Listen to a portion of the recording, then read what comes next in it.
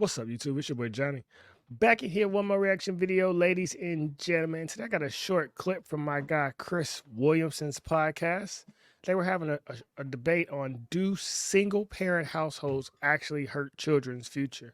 And back in 2021, I got canceled for saying I believe real privilege is growing up in a household with a mother and father that truly love you and care about you. The world didn't agree, but I know somebody out there does. If this is your first time to the channel, get on in here, baby. As I love to say, we are simply spirits encased in human flesh. That's all I promise. Trying to figure out this thing called life, not nearly as divided or as demonic as the mainstream media tries to make it seem every single day. And I think everybody and their mama is trying to grow and evolve in this thing called life. So if you dig what you hear in this video, do me a favor and share far and wide, gang. Yeah. What are the differences and outcomes for kids growing up in a single parent versus a two-parent household? So we can start by seeing that in the immediate term. Let me emphasize some like basic things. If a kid only lives in a household with, a one parent or an unmarried mother, which is mostly the case, there's their chance of living in poverty are 5 times higher. Part of that reflects the fact that, moms from low-income backgrounds are more likely to become single moms. But even if you just look across moms of the same level of education, same background characteristics, it's not surprising that kids from married parent households live in households with more income, okay? Income is a big part of the reason why these kids do better. Why? Because their parents can spend more on housing in better neighborhoods. They get access to better schools. We see that, these parents spend more on their kids and enriching activities and educational activities. They basically have more opportunities.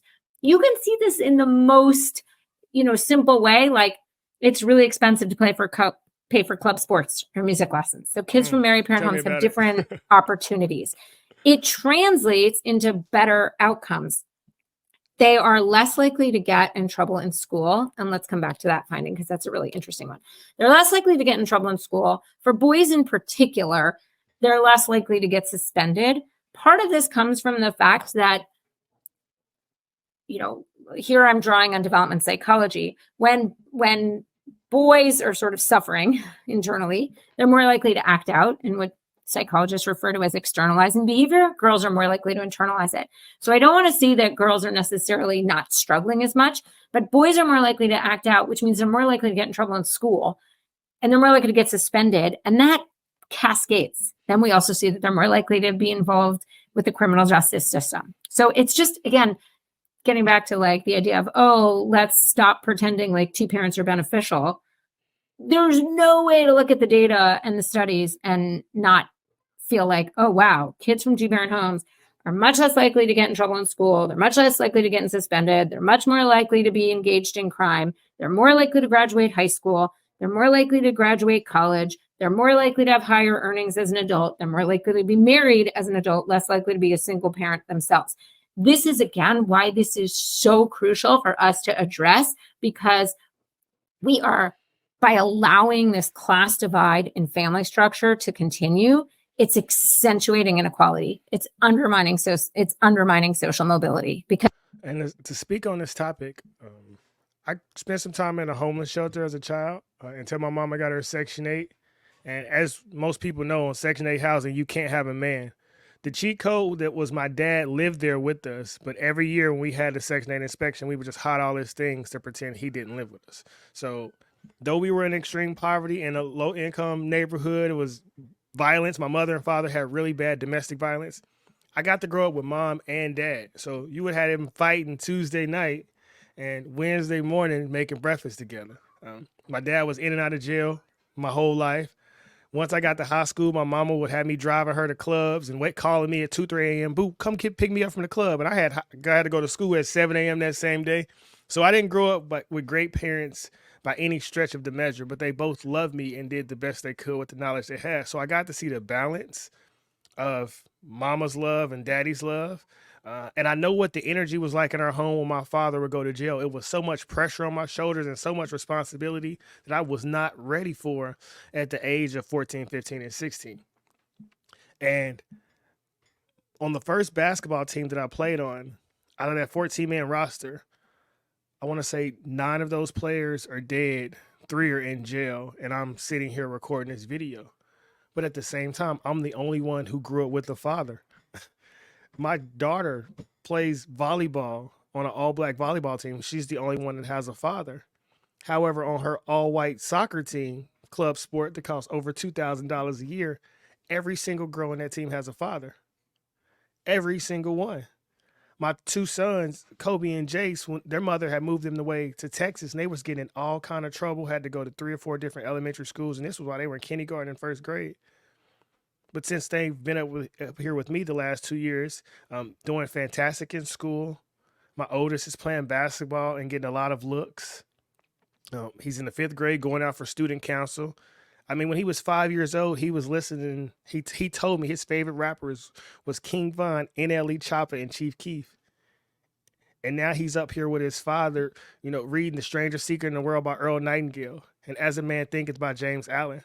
So if you can get somebody that really loves you and cares about you, then you can rise above your environment. But if you in a poor environment with a single mama and all the men that's coming into her life don't give a damn about the kids, they just trying to sleep with her, then the kids are going to suffer. But if you can at least have some halfway decent parents like I did, and they was not dope. My daddy totaled out my first car when I was 16. He was drunk on 27th in Brooklyn.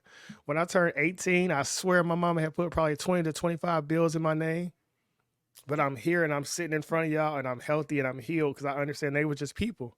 But if I was missing half of me, if I did not know who I come from, man, I don't know what type of emptiness I would have inside of me. And I could truly say growing up with my father every day is the reason I love raising my kids every day. It's 7 children in my home, 365 days a year. And fatherhood is the greatest spiritual experience ever. There's no dollar amount that can replace the love and joy that I have with my children. And I go to my dad now and I talk to him like, man, you could have did so much more with me. You could have influenced. I'm covered in tattoos because of Lil Wayne. My father don't have not one tattoo on his body. But because he was paying attention to his drama and he was caught up in the world, then I had to gravitate to somebody. So all these kids who got their single mama, they got a tablet. And are they looking up to Lil Wayne, a Lil Baby, or Cardi B, a Lil Nas X, a Sexy Red, or whoever grabs their attention, that's what they're going to gravitate to. That's why I say we got to be fantastic parents, knowing we're going to fail. Give your best to your children if you care about their future. I can say that because I'm every day trying to become a better version of myself solely for my sons and for my daughters. And if you didn't come from a strong family, do everything in your power to make sure a strong family comes from you, because the world is trying to take advantage of broken people on a daily basis. Because there are both short and immediate term effects in childhood. They have lasting effects on sort of someone's lifetime trajectory, and then these compound across the generations. Have you been able to analyze whether the children of single parent households are more likely to become the parents of single parent households? That is something that lots of people have done.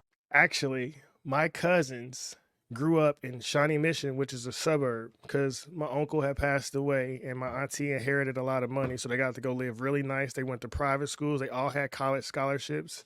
Both of my female cousins are single mamas. And my cousin, the male, he got kicked out of school for weed charges, and now he just trying to go and bouncing from job to job. And I was super envious of a kid. They grew up in a dummy nice house, had a playground in the backyard, own personal basketball court, and we didn't have lights most of the time. So I was super, super angry at my parents. But once I forgave my parents, the world forgave me, and my future got bright, and it's still getting brighter. Documented. That's well established.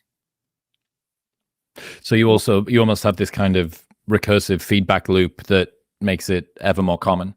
100%. And also to get back to the conversation we were having about like, what's up with men that so many of them either don't view themselves as somebody who should commit to a family, or the women don't view them as somebody who's worth committing to as a family.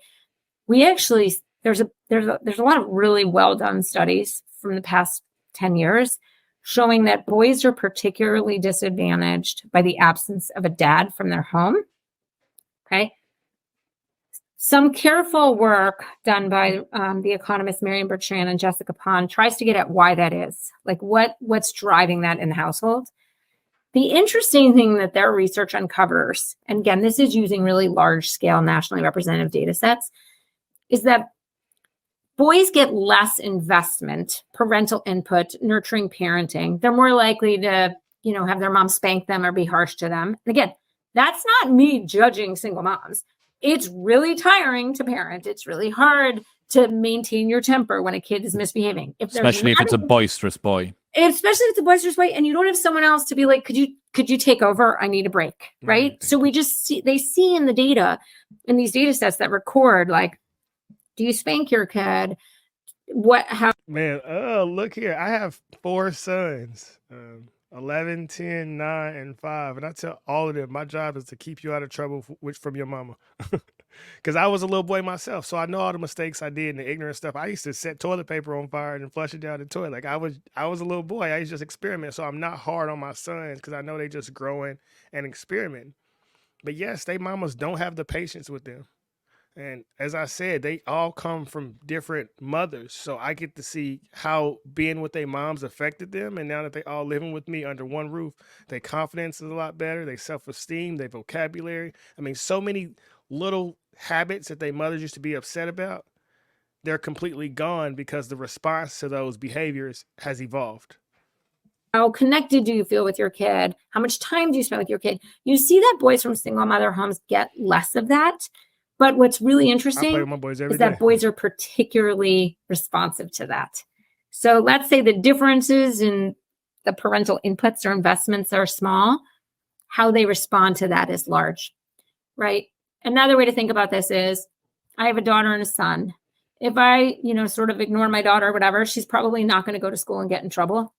If I am like harsh with my son, if I don't put in as much time into him, if he's really struggling, he's more likely to go to school and get in trouble, right? Like that's sort of what he's missing in parenting is more likely to lead him to act out in a way that gets him suspended.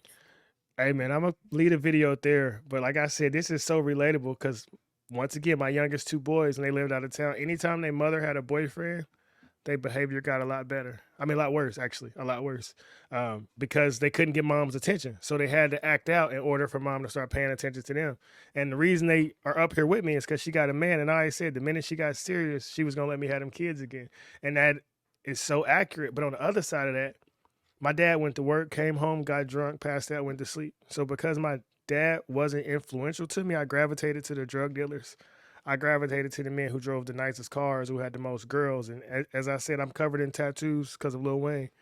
I looked up to Trey Songz and how he had the music videos with 4 or 5 girls in the bed. That's what I thought my reality would be. And that's why I got multiple baby mamas and a bunch of kids. And so now I purposely make sure to spend time with my sons every day.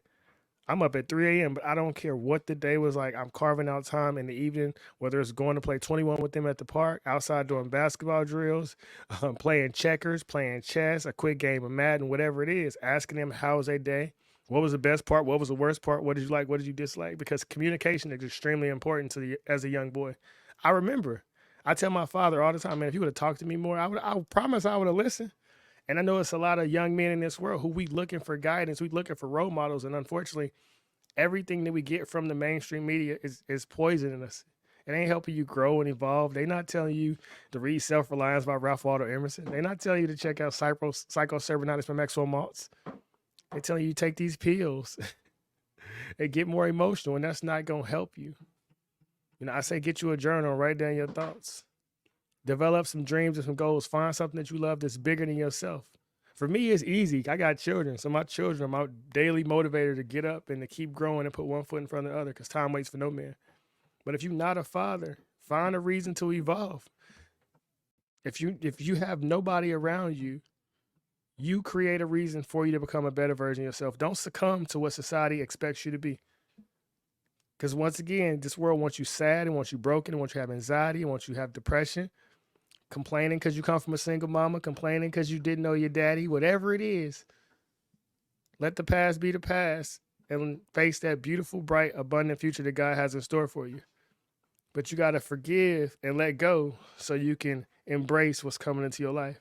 Something I like to say a lot is I release to receive what God has in store for me. Thank you guys for watching this video. Let me know in the comments how you feel about the debate between 2-parent household and single-parent households. I don't believe the couples have to be married or have to be together to raise beautiful children, but I do believe they have to put their ego aside and truly do what's best for the child. And that's letting go of the arguing, the fighting, the petty ways, all that. It has to be a clean slate so children can grow. Have a super mega awesome day. Never be too proud to pray. Smile, be happy, be happy, be happy. Because blessings are always on the way. We out.